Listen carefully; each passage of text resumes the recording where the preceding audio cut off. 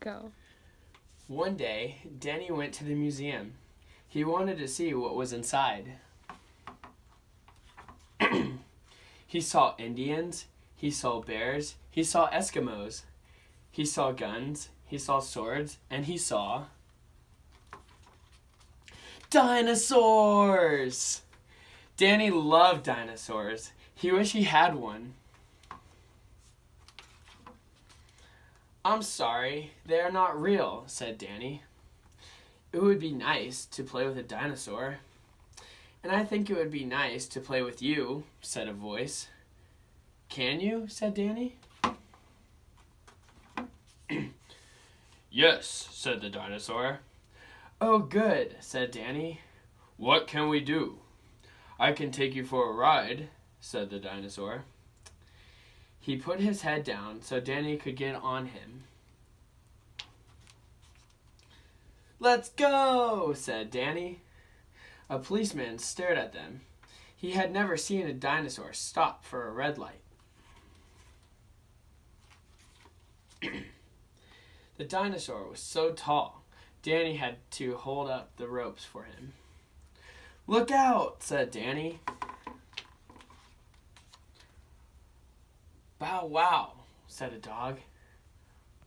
"He thinks you are a car," said Danny. "Go away, dog. We are not a car." "I can make a noise like a car," said the dinosaur. "Honk, honk, honk." "What big rocks," said the dinosaur. "They're not rocks," said Danny. "They are buildings." "I love to climb," said the dinosaur. "Down, boy," said Danny. The dinosaur had to be very careful not to knock over houses or stores with his long tail. Some people were waiting for a bus. They rode on the dinosaur's tail instead. "All who went across the street may walk on my back," said the dinosaur. "It's very nice of you to help me with my bundles," said a lady. Danny and the dinosaur went all over town and had lots of fun. It's good to take an hour or two off 100 million years, said the dinosaur. They even looked at the ball game. "Hit the ball," said Danny. "Hit a home run," said the dinosaur. "I wish we had a boat," said Danny. "Who needs a boat? Who needs a boat? I can swim," said the dinosaur. "Toot toot," went the boats.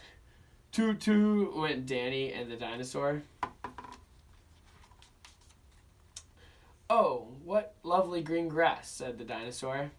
"I haven't eaten any of that for a very long time." "Wait," said Danny. "See what it says. Please keep off grass." They both had ice cream instead.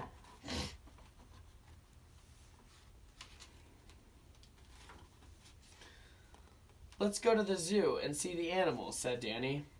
Everybody came running to the dinosaur. Nobody stayed to see the lions.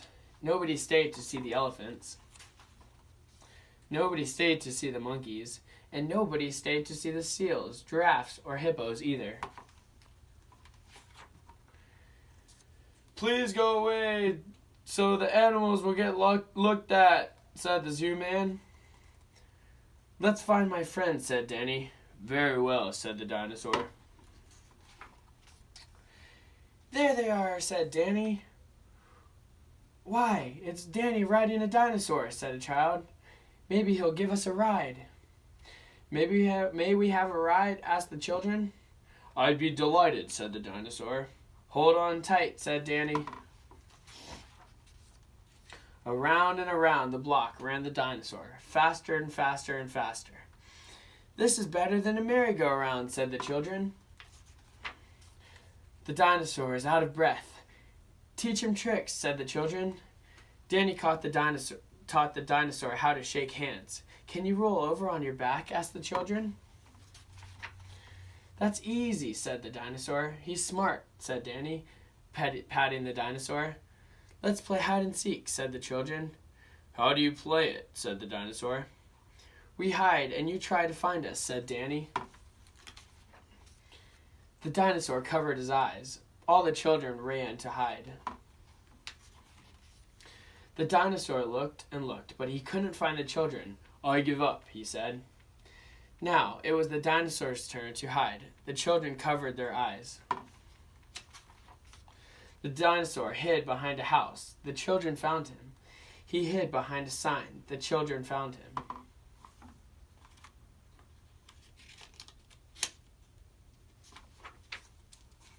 He hid behind a big gas tank. The children found him. They found him again and again and again. "I guess there's no place for me to hide," said the dinosaur. "Let's make me believe we can't find him," Danny said. "Where can he be? Where, oh where is that dinosaur? Where did he go? We give up," said the children. "Here I am," said the dinosaur. "The dinosaur wins," said the children. "We couldn't find him. He fooled us." "Hooray for the dinosaur," the children cried. "Hooray, hooray." It got late, and the other children left. Danny and the dinosaur were alone. "Well, goodbye, Danny," said the dinosaur. "Can't you come and stay with me?" said Danny. "We could have fun." "No," said the dinosaur. "I've had a good time, the best I've had in 100 million years. But now I must get back to the museum. They need me there." "Oh," said Danny. "Well, goodbye." Danny watched until the long tail was out of sight. Then he went home alone. "Oh well," thought Danny, "we don't have room for a pet that size anyway. But we did have a wonderful day." The end. Nice. That was 7 minutes. Okay. We can work on cutting it down after.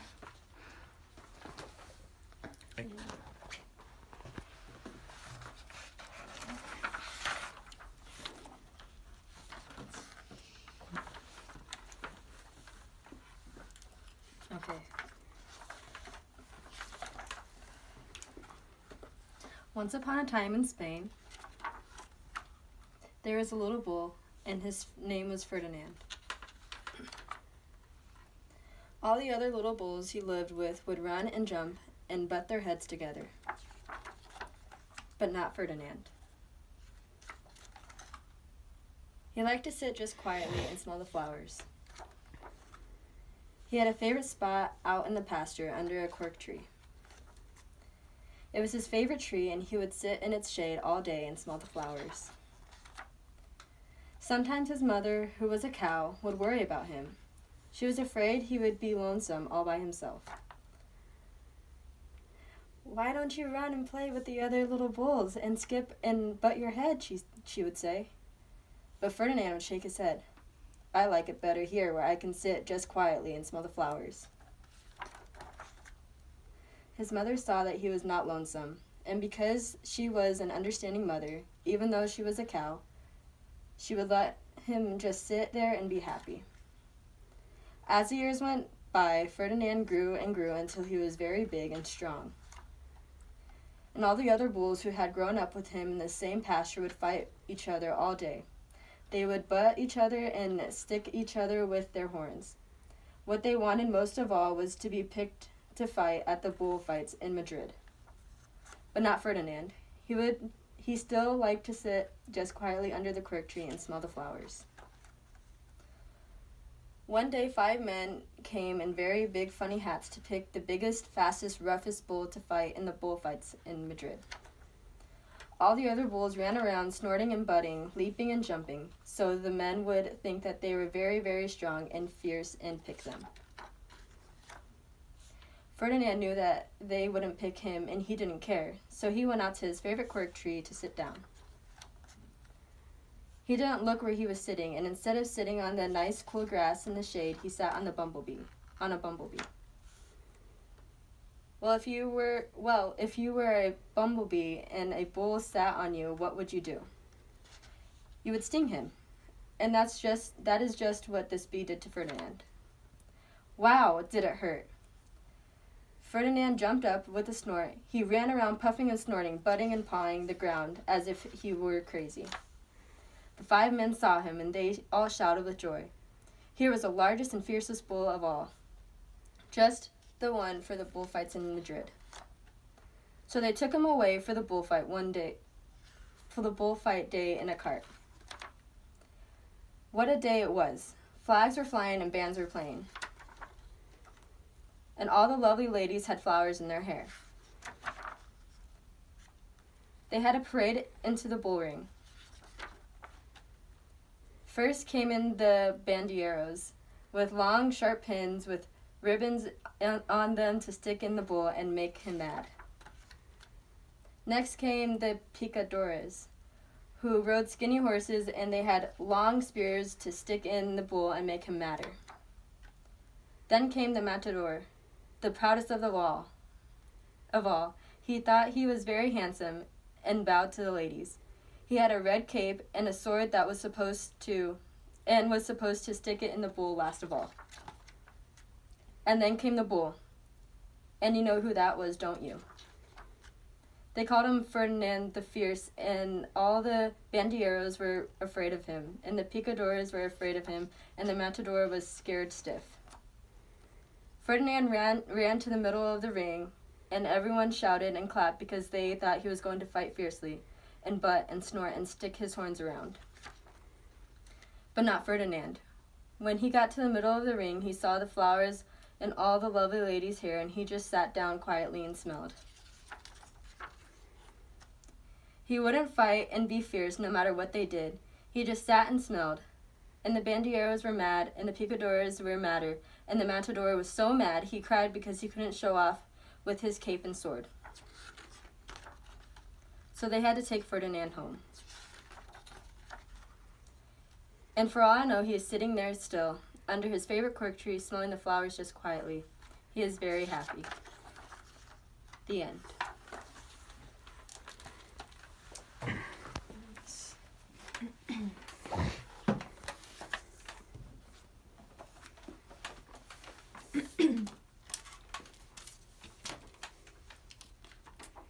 We're at 12:25. Okay. Olivia. This is Olivia. She is good at lots of things. She is very good at wearing people out. She even wears herself out. Olivia has a little brother named Ian. He's always copying. Sometimes Ian just won't leave her alone, so Olivia has to be firm. Olivia lives with her mother, her father, her brother, her dog Perry, and Edwin the cat. In the morning, after she gets up and moves the cat and brushes her teeth and combs her ears and moves the cat, Olivia gets dressed. She has to try on everything. On sunny days, Olivia likes to go to the beach. She feels it's important to come prepared. Last summer when Olivia was little, her mother showed her how to make sandcastles. She got pretty good.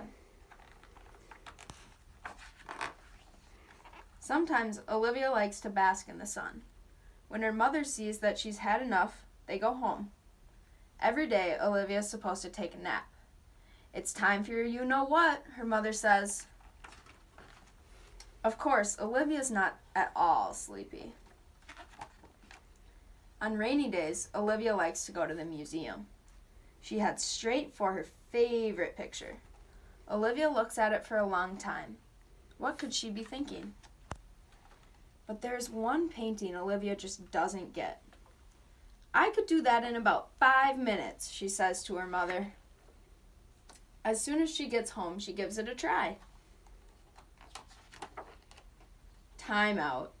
After a nice bath and a nice dinner, it's time for bed. But of course, Olivia's not at all sleepy. Only 5 books tonight, Mommy, she says. No, Olivia, just 1. How about 4? 2? 3? Oh, all right, 3. But that's it. When they finished reading, Olivia's mother gives her a kiss and says, "You know, you really wear me out, but I love you anyway." And Olivia gives her a kiss back and says, "I love you anyway, too." The end.